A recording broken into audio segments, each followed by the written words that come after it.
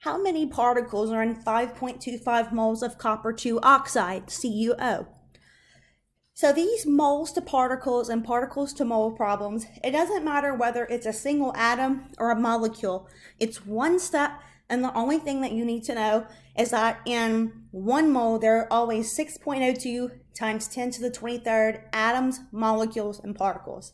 So we're told that we have 5.25 moles of CuO, and we want to know number of molecules.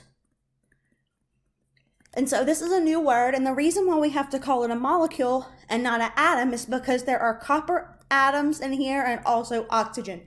And when you combine multiple elements, it's then called a molecule, not just an element. So we're going from moles to molecules, or particles. So that's a one-step conversion. Moles of CuO go on the bottom, and molecules of CuO go on top. So in 1 mole, there are 6.02 times 10 to the 23rd molecules of copper oxide. So moles cancel, and you're left in molecules.